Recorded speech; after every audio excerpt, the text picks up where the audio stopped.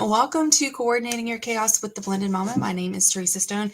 I am the Blended Mama, and I'm super excited to be sharing with you today some tips on color coding in your planner. Now, you might want to, might want to wonder, why do I want a color code? So, for me, and if you're not a color coder, if you're like, no, Teresa, I'm totally a black and white planner, I totally get it. For some people, adding this splash of color is just going to be too much. It's just going to be distracting. But for others, it can provide you with instant clarity. With just a glance, you can see exactly what's on your schedule. You don't have to search through all the black ink to find that meeting or workout session or whatever it is that you're looking for. For me, I can always find this is my business task, this is my personal, this is what I have to do for my daughter.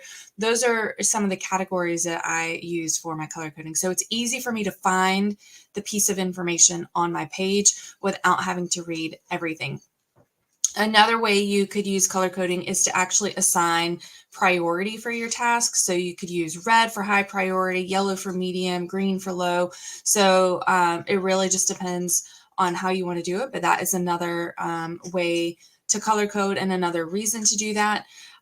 You could use it for categorization. So work, personal, family, health. Again, it's making it easy for you to find those things, but it keeps it neatly organized, easy to track. For me, it is also some motivation because listen, a colorful planner is more fun to look at. If it's more fun for me to look at it, I'm more likely to use it. And if I'm more likely to use it, I'm more likely to stay on track with my activities, right? So for me, having it look pretty, it makes it easier for me to actually use it. And it can cut down on some efficiency, save you some time by knowing exactly where you need to look for that specific information. So it's almost like a visual index, right? So how do you get started with this? So first, you're going to choose your colors, right? You're going to pick colors that you love, that stand out to you, that are easily distinguishable from each other, and that you are going to enjoy looking at. So don't pick some colors that you're like, girl, I hate orange. I don't know why I made this orange. Until it becomes the only color, and that's what becomes your daughter's color is orange. That would be me. But I just ran out of other colors. So that was what it became. I do recommend creating a key, a legend. You can make it a tip in your insert. You could redo it on every page, however you need to do it. But eventually you will remember it, but it is definitely important, especially as you are getting started with adding that color coding, of creating that legend, so that you remember which color represents which category or person or whatever, however you have decided to organize it. And then be consistent, right? Stick with your color choices. The consistency is key to making this method effective. So I definitely encourage that. If you need some examples, I can give you some examples. So you could use blue for work meetings and deadlines, green for health and fitness activities, or maybe that becomes gardening if you do a lot of gardening. I mean, I like to make mine somehow tied to what the thing is. Um, Yellow maybe is your family and personal time. Pink, social events and hobbies. Orange, important reminders and to-dos, right? You could use that. But I definitely recommend creating a color code that is going to make sense to you. So I want you to give that a try. I'm going to show you some examples of how I have used color coding in my planner. So give me a second here to get things switched over. All right. So in this particular planner, this is one of my brain dump inserts. So you can see over here, I did all my brain dumping in black ink. That was just easier. But whenever I moved things over here, I did categorize them. So the blue is anything for my business. Orange, as I mentioned before, is for my daughter.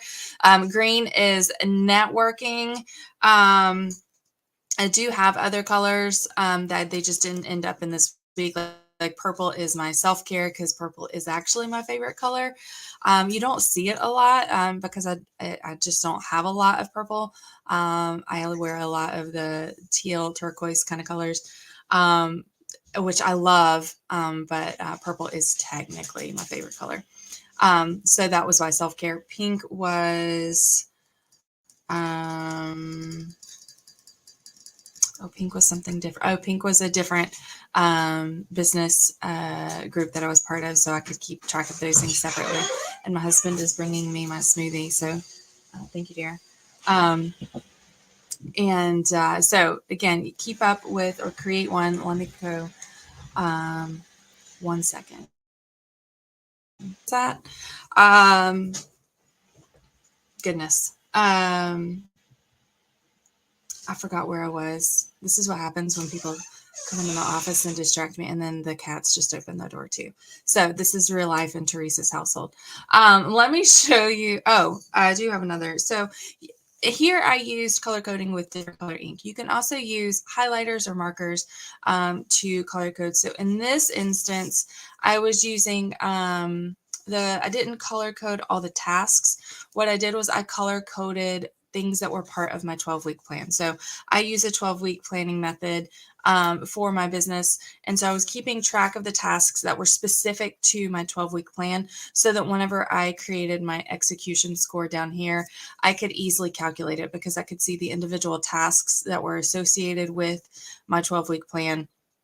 And then I could see which ones I actually accomplished, right? So I missed 2 down here. So I was at 94.74%. It's not bad. So I was only highlighting the ones for my 12-week plan. Okay, so you can do things that way. You can create color coding in trackers if you're using trackers. Again, you create your legend, right? I also use color coding in my monthly content plans. So I create a single content plan on a monthly view, and I color code the specific channel that the information is going on. So that is a way for you to color code as well. You can see I line through things after I did them. And at the end of the month, the things that are not lined through are the things I didn't do. But anyway, you could also use stickers. So we do have some colored out stickers here at Tula 12 that are great for color coding. So you can look for those. I'll actually put them in the show notes. I'll give you a link to our color coding dots, but then you would just label each individual thing on the side. So then you could still use your black ink and just label them with a dot. So it's an easy way to color code. But there's lots of ways to do it. Again, highlighters, markers. I'm going to give you my Amazon store where I have all of my favorite pens and markers so that you can see. But the specific ones that I used on this particular page are these dual tip glitter markers because listen, friends, a little bit of glitter in your planner, it's just pretty. So I have these, but there's also, oh, let me find it. It's got to be in here. Where did I put it? I have a dot tip marker that I thought was in here, but I'm not seeing it. But it is linked in my Amazon store. So it basically has a dot tip. And instead of using the stickers, if you wanted, you could literally just dot. So it's totally up to you. Again, I love these glitter markers for some highlighting, adding a pop of color and a pop of glitter in your planner. So I will drop my Amazon store link in the show notes as well so that you can take a peek at those. Of course, as an affiliate, I do earn a little bit off of those, so just be aware.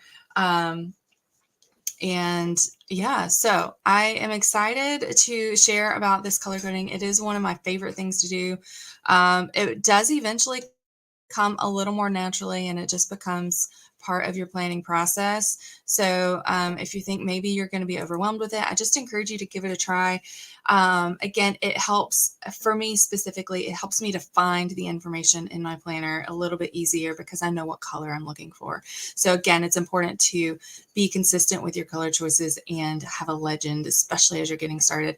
And again, I did create that as a tip in my insert whenever I was first getting started so that I could just flip it out as I was working on my weekly plan, and it was just there on the left side of my page so that I knew exactly what it was. So don't be afraid to create legends or try something new, friends. It's super fun. Plus, again, pop of color makes it fun, right?